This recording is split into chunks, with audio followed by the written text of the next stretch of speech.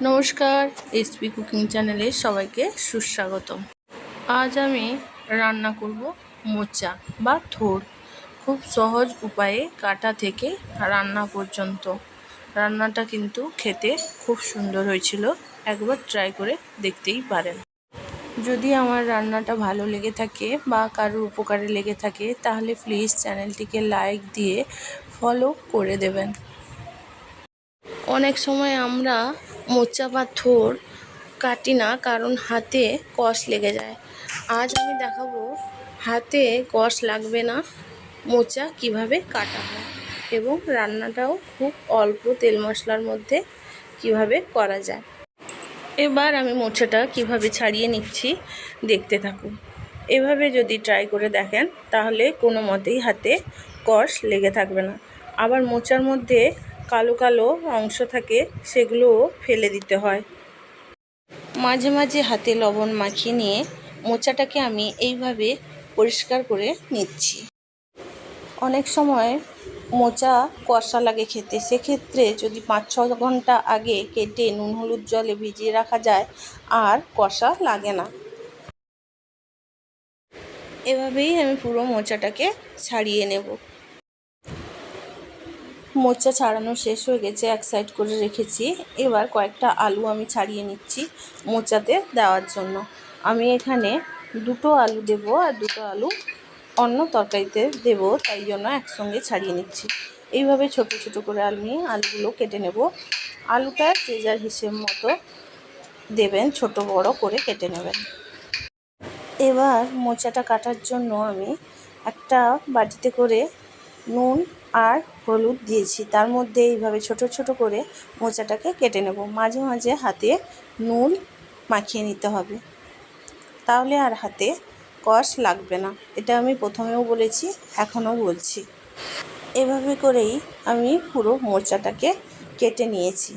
সবশেষে আবারও হাতে ভালো করে নুন মাখিয়ে ধুয়ে নিলে হাতটা পুরো পরিষ্কার হয়ে যাবে, যেভাবে আমারটা হয়ে যায়।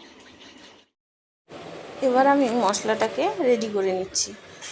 মশলার মধ্যে নিয়েছি 1 ইঞ্চ মতো আদা, 4-5 কোয়া রসুন, একটা টমেটো, 1 চামচ জিরে, 2টো পেঁয়াজ। অর্ধেকটা পেঁয়াজ আর টমেটোটা রেখে বাকি মশলাটা আমি একসঙ্গে বেটে নেব। তারপরে কড়াইতে 4-5 চামচ তেল দিয়ে তার মধ্যে শুকনো লঙ্কা, তেজপাতা ফোড়ন দেব, আর কেটে রাখা অর্ধেকটা পেঁয়াজ দিয়ে আলু দিয়ে দেব।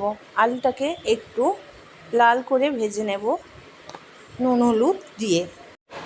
এবার আমি পরিমাণ মতো লবণ আর হলুদ দিয়ে আলুটাকে এইভাবে ভেজে নিয়েছি। এরপর এখানে আগে থেকে কেটে ধুয়ে রাখা মোচাটা দিয়ে দিই। এবার মোচাটাকে লাল করে ভেজে নিতে হবে। দরকার হলে একটু ঢাকনাও দেওয়া যেতে পারে, খেয়াল রাখতে হবে যেন না পুড়ে যায়। এবার আমি আগে থেকে বেটে রাখা মশলা দিয়ে টমেটো দিয়ে দিলাম। এবার এর মধ্যে লঙ্কার গুঁড়ো, হলুদ গুঁড়ো, ধনের গুঁড়ো দিয়ে দেব। যেহেতু আমি জিরা বাটা দিয়েছি তাই আর জিরে গুঁড়ো দিলাম না। সব সময় খেয়াল রাখবেন, এর মধ্যে যদি জিরে বাটা দেওয়া যায় তাহলে কিন্তু তরকারির স্বাদটা দ্বিগুণ বেড়ে যায়। 5-6টা এলাচ নিয়ে নিয়েছি, ভালো করে বেটে আমি এর মধ্যে দিয়ে দেব। এর মধ্যে আগে থেকে ভিজিয়ে রাখা ছোলা দিতে পারেন 1 মুঠো। আমি দিলাম না, কারণ আমার ছোলাটা ঠিকঠাক ভিজেছিল না। আর যারা পছন্দ করেন না ছোলা, তারা না দিতে পারেন। মশলাটাকে ভালোভাবে কষিয়ে নিয়েছি, যতক্ষণ যা মশলা থেকে কাঁচা গন্ধ না গেছে ঠিক ততক্ষণই। এবার আমি এর মধ্যে 1 কাপ দুধ আর 1/2 কাপ জল দিলাম। এবার মিডিয়াম টু লো ফ্লেমে ঢাকনা দিয়ে রান্নাটা আমি কিছুক্ষণ করে নেব। যেহেতু আমি অল্প সময়ের মধ্যে লাঞ্চ বক্স প্যাকিং করি, তাই চেষ্টা করি খুব তাড়াতাড়ি কিভাবে রান্না করা যায় আর রান্নাটা যেন খেতেও ভালো হয়। তাই আমি আপনাদের সামনে তুলে ধরি, যদি কারোর কোনো হেল্প হয়।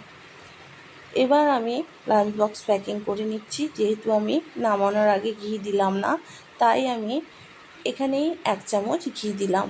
আপনারা চাইলে নামানোর আগে ঘি দিতে পারেন। আজকের মেনুতে ছিল মোচার ঘন্ট, মাছের তেল ঝাল, সঙ্গে দই।